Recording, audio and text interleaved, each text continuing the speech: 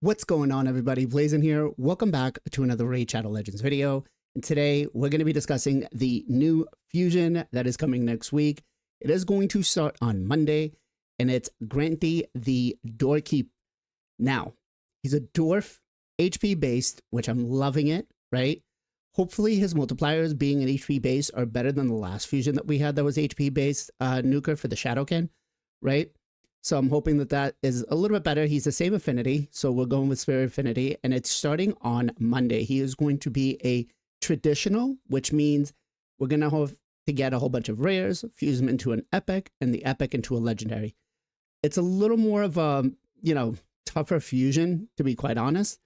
So we're going to need to make sure that we have enough of the pots and whatnot. But what we're going to do here is we're going to break down the skill kit. We're going to take a look and see where is he going to be good. Is he going to be worth it to do? And then finally, I'm going to see if there was anything I would really want to change about his skill kit to make him a must-do fusion if he's already not. So the first thing I really want to do is I just want to say he looks really, really awesome. I'm looking at him and he reminds me of like a Thor, like a Jotunheim type of champ, right? Really, really awesome. I love it. I love what they did with like the blue version of basically Smart Gem Curse. Although maybe, I don't know. Is he really just Samar Gem Curse reskin? Let me know. What do you guys think in the comments down below? All right, so let's start breaking down the skill kit. The A1, your Barded, attacks one enemy 3 times, so a triple hitter. Each hit has a chance of removing one random buff from the target, and it books up to 100%, so you're going to be removing a buff. Each hit will ignore 20% of the target's defense. Now, I don't expect the multiplier for this to be absolutely crazy. I think it'll be good. But a triple hitter on the A1 has a 100% chance to remove a debuff is phenomenal. And then ignoring 20% of the target's defense on an A1, I mean, you're going to basically knock off any one of those like last minute or like, 20, 30% HP champions that are just revived back up, right? And then it does actually get passive like... it counters a really strong champion in Classic Arena, which happens to be UDK, right? Triple hitter, you can still hit him pretty hard. The A2, Jotun Haymaker, okay. Attacks all enemies before attacking, places a 50% increased accuracy buff on all allies for 2 turns, has a 75% chance of placing a decreased defense and a block buffs on all enemies for 2 turns. It books down to a 3-turn cooldown, and then the decreased defense and the block buffs book up to 100%. This is actually pretty strong on a 3-turn cooldown. We're talking Clan Boss, Hydra, Chimera. He brings in an increased accuracy, which is one of the trials that you need for Chimera, right? So I think this is actually really, really strong. I'm hoping that this, I don't want to see it hit like a Taras type level, but I don't also want to see him hit like a wet noodle, right? So I hope that this has a pretty solid multiplier on it. Overall, it's a great AoE. Love it. Demolisher Blow attacks one enemy. Before attacking, removes all debuffs from this champion and places a 15% shatter. Shatter is basically 15% ignore defense, right? And a 30% increase crit damage. So he self-buffs himself. He is an HP-based nuker, so he's not giving you increased attack or increased defense. He self-buffs, gives himself a shatter and an increased crit damage, which is great on a 2-turn cooldown. Will ignore unkillable stone skin and block damage buffs. That's crazy. So no matter what, you're gonna get through, right? He's... God, that's strong. The one caveat with this thing is I don't think that it's going to have a tremendously strong multiplier, just because it ignores basically everything that is going to keep you alive, right? So, and then the second part to this is if the target is not under any unkillable stone skin or block damage buffs, this attack will deal 100% more damage. If it kills somebody, you get an extra turn.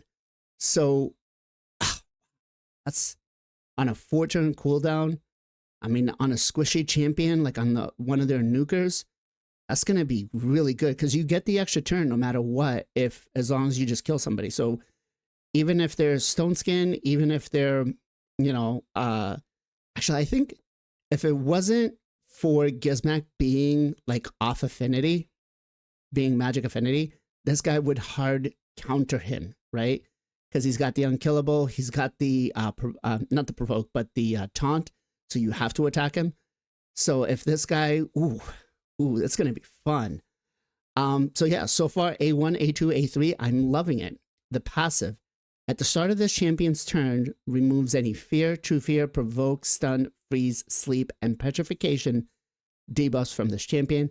Increases this champion's damage inflicted against targets with no buffs on them by 20%. Ooh, okay. So obviously we want to have a buff stripper go before him like a Marius or an Empress to basically take all of that off. And then he gets a 20% damage boost on top of like the A1 ignoring defense. Oh, and the shadow. God, that's going to be, this guy is going to be an absolute beast. And then he's got an all allies crit rate aura in all battles. I mean, listen, this guy is definitely going to be a strong nuker. He's a HP spirit affinity, right?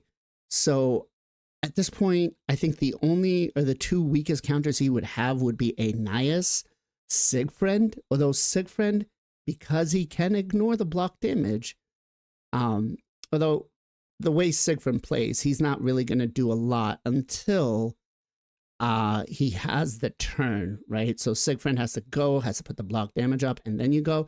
So maybe he's not a real good counter for like Sigfriend and Nias. But I overall, I think it's a solid champ based on, you know, whatever the multipliers might be. As long as they're better than Ishiyama, I think we're going to be okay for multipliers, right? As long as he doesn't hit just like a wet noodle. So I'm excited to see what he can do. Now, as for who should go for this, I think is a strong champion, even if you just go for him for Faction Wars, because that block buffs and the decreased defense is going to be strong. I mean, again, I still think he's going to be used in other areas of the game because the block buffs and the decreased defense are almost sought after in any area. So Faction Wars, he's going to be good for it. Centranos, definitely good.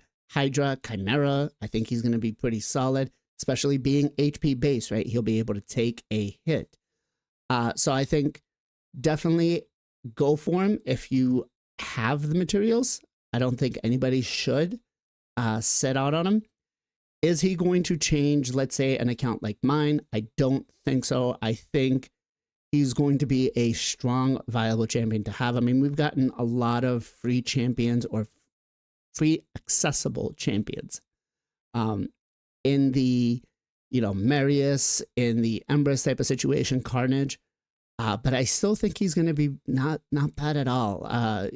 You know, Georgia 2.0 HP based. I'm kind of liking that, you know. Would I change anything about his skill kit? I don't think so.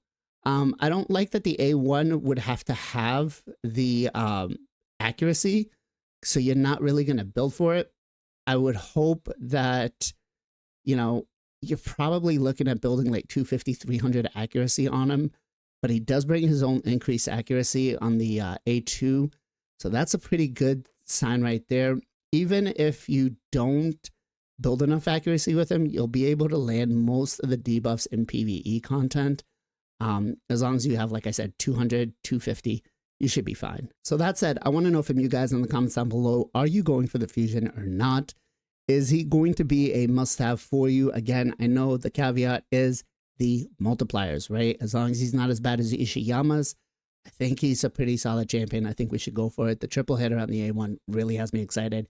And the ignore stone skin block damage and unkillable, whew, that is going to be nice.